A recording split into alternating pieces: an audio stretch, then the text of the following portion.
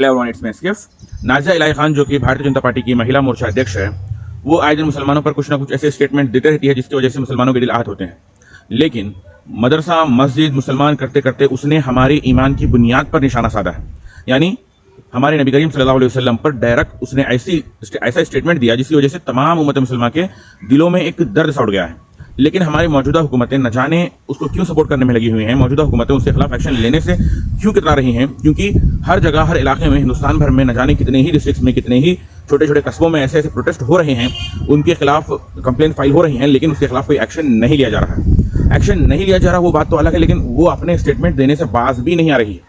क्योंकि उसने मोहम्मद सल्लल्लाहु अलैहि वसल्लम पर स्टेटमेंट दिया, लेकिन उसका परसों और एक स्टेटमेंट आया पिछले दिन, उसने कहा अगर मैं गलत होती तो मुझ पर ये मदरसे वाले बयान दे देते, मुझ पर ये मुल्सा बयान दे देते। भाई तूने जो गलत बात कही है उसको डिफेंड करने के लिए कोई मौलवी ही आए, कोई पॉलिटिशियन ही आए, ऐसे नहीं हो सकता। क्योंकि सिर्फ मौलवी के नबी नहीं है और ना ही सिर्फ पॉलिटिशियन के नबी है, नबी पूरी उम्मत के है। उम्मत में से जिसने आवाज उठाई उसकी आवाज उठी है और उसकी आवाज सुनकर तेरे खिलाफ एक्शन लिया जाना ये हमारा हक है। एक्शन तुझ पर लिया जाना चाहिए था, लेकिन नहीं लिया जा रहा है। और इसने कहा वो जो वीडियो है वो AI है, डॉक्टरेट वीडियो है, लेकिन जिस ब्रॉडकास्ट से तेरी वीडियो बनी थी अगर वो AI होती तो वहां से डिलीट क्यों करवा दी गई?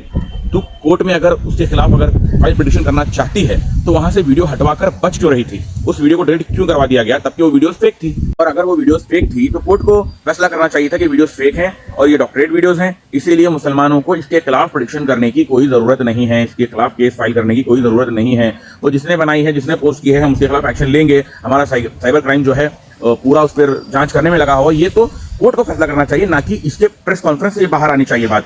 एक प्रेस कॉन्फ्रेंस से बात की आएगी, एक ब्रॉडकास्ट से ये मुसलमानों के दिलों को हाथ पहुंचाएंगे और दूसरे ब्रॉडकास्ट से बैठकर कहेंगे कि नहीं हमने वो बात कही ही नहीं है। ये तो हरगिज़ माने जाने वाली बात है ही नहीं। और हमारी गवर्नमेंट से गुजारिश है कि इसके खिलाफ सख्त से सख्त एक्शन लिया जाना चाहिए, क्योंकि बस एक बार ही नहीं, बस इसने नबी के बारे में ही कुछ बुरा कहा है, अम्मा आयशा के बारे में अभद्र टिप्पणी की है, बस ऐसा नहीं है। आए दिन ये कुछ ना कुछ करती रहती है, कुछ ना कुछ अपना ऐसा स्टेटमेंट छोड़ देती है। इसको वायरल रहने की आदत है, वायरल रहने की इसको आदत है, इसलिए ऐसे काम करती है। और नाज़िया इलाही खान नाम मुसलमान कर मुसलमानों के खिलाफ एक ऐसी बात कह देना जिस पर मुसलमान इसके खिलाफ आक्रोश हो जाएंगे, इसके खिलाफ कुछ बात कहेंगे। और नाज़िया इलाही खान कहते हैं ना, वायरल होना है, पॉपुलैरिटी चाहे वो पॉजिटिव वे में या नेगेटिव वे में आए, ये नेगेटिव वे में पॉपुलैरिटी कलेक्ट करने की इसकी पूरी की पूरी कोशिश है। और हम चाहते हैं कि पुलिस प्रशासन हो या फिर गवर्नमेंट हो, इसके खिलाफ सख्त से सख्त एक्शन ले। और आने वाले, चाहे हम ये नहीं कहें कि सिर्फ हमारे नबी के बारे में बुरा ना हो, हम तो कहते हैं कि पुरुषोत्तम राम के बारे में कोई बुरा ना कहे, सही, कोई तुम्हारे धर्म के बारे में बुरा ना कहे और कोई हमारे धर्म के बारे में बुरा ना कहे, इसकी जिम्मेदारी गवर्नमेंट लेनी चाहिए।